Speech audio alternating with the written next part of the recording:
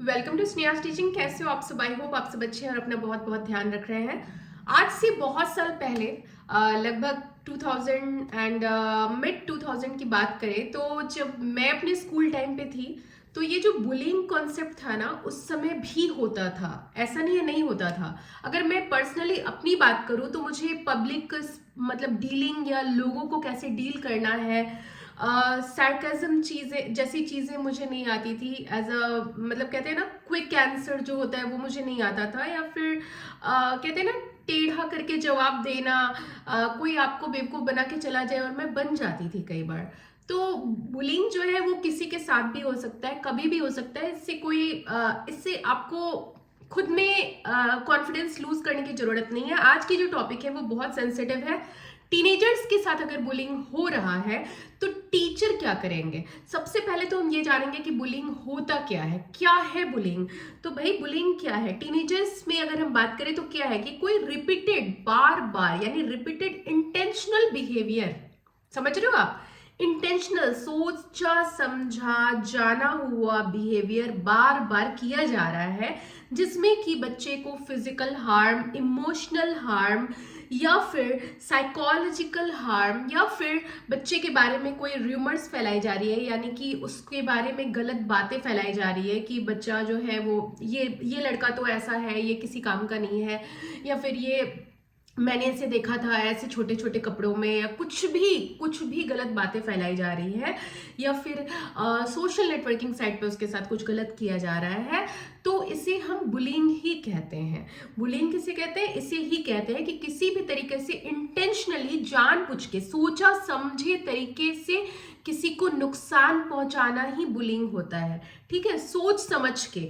हर तरह की बुलिंग होती है। कई बार हमें पता भी नहीं चलता है कि हमारे साथ बुलिंग हो रहा है, और कई बार तो क्लियर पता चलता है और आपके मेंटल स्टेट को, फिजिकल स्टेट को और हर तरीके से नुकसान पहुंचता है। इसके नुकसान भी बहुत ज्यादा है। सबसे टॉप 3 नुकसान की हम बात करेंगे। जो पहला सबसे बहुत ही महत्वपूर्ण नुकसान है वो ये है कि साइकोलॉजिकल इम्पैक्ट पड़ता है बच्चे पे, यानी कि मानसिक संतुलन पे इम्पैक्ट पड़ता है। दूसरा है सोशल और एकेडमिक नुकसान पहुंचता है। बच्चा जो एकेडमिकली जितना अच्छा कर सकता है वो उतना अच्छा नहीं कर पाता है।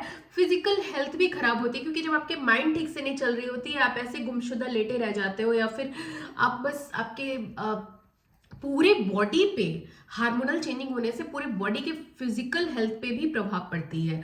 अब टीचर को क्या करना चाहिए कि बुलिंग उनके क्लासरूम में नहीं हो? अगर आप 9वें 10वें के टीचर हैं, या 9th क्लास के टीचर हैं, 11th क्लास के टीचर हैं, 12th क्लास के टीचर हैं, आपके क्लास में टीनेजर बच्चों का ग्रुप है, ठीक है, जो बच्चे टीनेजर एज से गुजर रहे हैं, टीचर को क्या करना चाहिए कि बुलिंग जैसी चीजें को आप नोटिस कर ले, पकड़ ले, और अगर हो रही है तो उसे आप होने ना दें। पहला चीज जो ये है ना कि सबसे पहला काम क्या है कि एस्टेब्लिश क्लियर पॉलिसीज। भाई बताइए कि ऐसी चीजें मैं एज अ टीचर क्लास में इनकरेज नहीं कर सकती हूँ।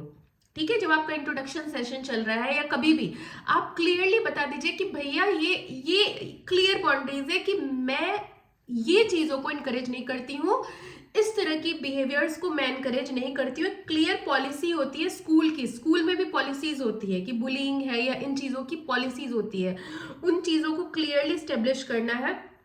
एक सेफ इन्वायरमेंट क्रिएट करना है टीचर को, एक सुरक्षित माहौल क्रिएट करना है टीचर को, कि टीचर एक सुरक्षित माहौल क्रिएट करे कि क्लासरूम में किसी भी तरह की चीजों से बच्चे सुरक्षित महसूस करें। ठीक है, ओपन कम्युनिकेशन, यानी कि हर बच्चा बोलने के लिए फ्री फील कर रहा है। इवन टीचर से भी वो बोलने के लिए क्या कर रहा है? फ्री फील कर रहा है, उससे कोई भी संकोच नहीं हो रहा है। अगर क्लासरूम का माहौल ऐसा है तो बुलिंग जैसी चीजों से बचा जा सकता है। बच्चे को संकोच नहीं होना चाहिए बोलने के लिए। ठीक है, अब अगला टीचर को क्या करना है कि रेस्पेक्टफुल बिहेवियर को मॉडल करना है कि रेस्पेक्टफुल बिहेवियर क्या होता है। समझाना है कि आप किसी के भी रंग रूप पे, किसी के बॉडी पे, किसी के तरीके पे, किसी के बोलने के तरीके पे, किसी के कहने के तरीके पे आप मजाक नहीं उड़ा सकते हो, आप कुछ बोल नहीं सकते हो। आपको रिस्पेक्ट रखना है किसी का। अगर आपके साथ भी ऐसा होगा तो आपको कैसा लगेगा? बुलिंग के बहुत सारे प्रकार होते हैं, वो मैं किसी नेक्स्ट वीडियो में बात करूंगी। आपको काउंसलिंग सेशन देनी है, यानी बच्चे को बुलाना है, आपको बात करना। ऑब्वियसली आप सब्जेक्ट मैटर के टीचर हो ही, पर सब्जेक्ट मैटर के साथ साथ आपको नॉलेज एक और चीज की है। आपने बीएड कर रखी है, या आपने जो बीएड, ऑफ कोर्स अगर आप 9th 10th 11th 12th को पढ़ा रहे हो तो आप जरूर बैचलर्स इन एजुकेशन हो, और बीएड में जरूर ये सब चीजें सिखाई जाती है कि बच्चे अगर ऐसी चीजों से जा रहे हैं, ऐसे चीजों को फेस कर रहे हैं, टीचर को क्या करना चाहिए। ठीक है, पेरेंट्स की इन्वॉल्वमेंट बहुत इंपॉर्टेंट है। कल को ऐसा ना हो कि पेरेंट्स आए कहे भाई ये क्या हो गया, मेरे बच्चे ने ऐसे कर रहा था, टीचर ने तो मुझे इन्फॉर्म ही नहीं किया। फिर वो एक अलग मसला हो जाएगा, वो उसे सुलझाते रहिए, फिर कोई फायदा नहीं है इन चीजों का। तो बेटर है कि पेरेंट्स को तुरंत इन्वॉल्व करें। अगर आपको कुछ भी गड़बड़ लग रहा है तो पेरेंट्स को इन्वॉल्व करना बहुत इंपॉर्टेंट है। पीयर सपोर्ट क्या चीज है, यानी कि हर बच्चे को सिखाइए कि एक दूसरे को सपोर्ट करे, एक दूसरे के साथ अच्छे से रहे। और ये बहुत चैलेंजिंग हो जाता है टीचर के लिए कई बार, क्योंकि बच्चे भी ना आपस में टीम बना लेते हैं कई बार कि ये हमारी टीम है, हम वो वाली टीम से बात नहीं करेंगे, अरे वो वाले तो पढ़ाई में बेकार लोग हैं, मैं उनसे कनेक्शन नहीं रखता, अरे वो तो बस पढ़ाकू ही है, मुझे तो बस थोड़ा आउटिंग भी करना है, we are the back benchers and all. मतलब वो एक अलग ही माहौल चल रहा होता है। ठीक है, तो उसमें टीचर्स को कैसे एक पीयर सपोर्ट क्रिएट करना है, ये टीचर को समझने की जरूरत है कि हर बच्चे चाहे वो कुछ भी है, एक दूसरे का रिस्पेक्ट करे, एक दूसरे को सपोर्ट करे, एक दूसरे को इनकरेज करे, एक दूसरे को प्रोत्साहन दे। ठीक है, और बच्चों को ये चीज जरूर सिखाएं कि अगर उनके साथ कुछ भी गलत हो रहा है कोई भी तरीके से, एक तो ऐसी चीजें होनी नहीं चाहिए क्लासरूम में, अगर गलती से भी ऐसी चीजें हो रही हैं तो कैसे उस चीज से बचा जा सकता है। डीप ब्रीथिंग, माइंडफुलनेस, और तुरंत टीचर को नोटिस करें ये चीज। ठीक है, यानी कि अगर बुलिंग उनके साथ हो रहा है तुरंत रिपोर्ट करने की जरूरत है, वो चीज बुलिंग है, प्रॉपर बुलिंग है, इस चीज को समझने की जरूरत है। हो सकता है किसी ने जानबूझ के नहीं किया, गलती से हो गया, गलती से की हुई चीजें और इंटेंशनली नुकसान की पहुंचाई जाने वाली चीजें, वो हमें समझने की जरूरत है बहुत यंग एज से। यानी कि बहुत लोग आपके जानबूझ के करते हैं। अगर आपकी स्कर्ट, या कोई लड़की है उसके स्कर्ट पे कोई आया और as a tendency of bullying उसके स्कर्ट पे कुछ गिरा दिया, शरबत है या पानी है, गिरा दिया जानबूझ के, we are just bullying you, bullying वाली बात करके गिरा दिया।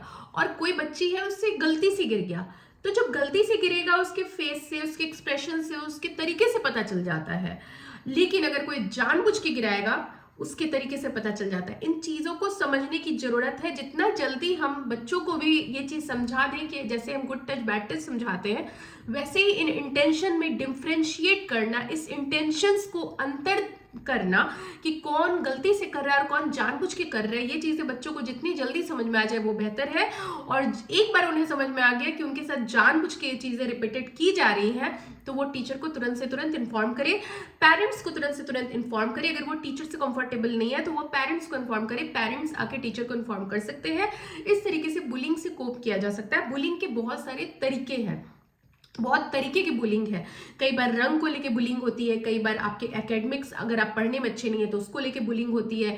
कई बार आपके, अगर कोई बच्चा मान लीजिए कि बार बार रिपीटेड बोल रहा है, अगर वो बच्चा ठीक से बोल नहीं पा रहा है, उसकी चीजों को लेके बुलिंग होती है। फिजिकल अपीयरेंस को लेके बुलिंग होती है, कोई मोटा है उसको लेके बुलिंग होती है, कोई बहुत दुबला है उसको लेके बुलिंग होती है। तो बुलिंग के बहुत सारे प्रकार हैं। एक तरह से एक खराब इंटेंशन है जो कि किसी को हार्म करने के लिए किया जा रहा है, और इस चीज जो बुलिंग कर रहा है उसके भी फ्यूचर के लिए वो हेल्दी नहीं है। जिनके साथ बुलिंग हो रहा है उनके फ्यूचर के लिए भी हेल्दी नहीं है। लाइफ टाइम ये एक डिप्रेशन कॉज कर सकता है, लाइफ टाइम बच्चे इंफीरियरिटी कॉम्प्लेक्स में जा सकते हैं, और लाइफ टाइम इससे बहुत सारे कॉन्सिक्वेंसेस हो भी रखे हैं। एक बार एक दिल्ली में आपने एक हादसा सुन भी लिया था कि बच्चे की मौत तक हो गई थी। तो ऐसे चीजों से बचने के लिए हमें बुलिंग की अवेयरनेस होना बहुत जरूरी है। और मैं ऐसी और वीडियो लाऊंगी जिसमें मैं बताऊंगी कि बुलिंग के कितने प्रकार हैं, किस तरह की बुलिंग है, और क्या ये प्राइमरी ग्रुप के बच्चों के साथ भी होता है या नहीं होता है। प्राइमरी ग्रुप के बच्चे के साथ अगर ये होता है तो उससे प्राइमरी ग्रुप के बच्चे यानी कि जो छोटे बच्चे हैं वो कैसे कोप कर सकते हैं, अगर होता है तो। इस पे अगर आपको वीडियो चाहिए तो मुझे जरूर बताइएगा। आज की वीडियो अगर आपको हेल्पफुल लगी हो तो जरूर इस वीडियो को शेयर कीजिए, लाइक कीजिए, और सब्सक्राइब तभी कीजिए जब आपको लगे कि मेरा चैनल काम का है। मैं ऐसे ही किसी को जबरदस्ती नहीं बोलती सब्सक्राइब करने के लिए, क्योंकि जब किसी के काम का हो तभी करना चाहिए। मिलती हूँ नेक्स्ट वीडियो में एक नए टॉपिक के साथ। तब तक के लिए गुड बाय। सब लोग अपना ध्यान रखिए, स्वस्थ रहिए, मस्त रहिए और व्यस्त रहिए।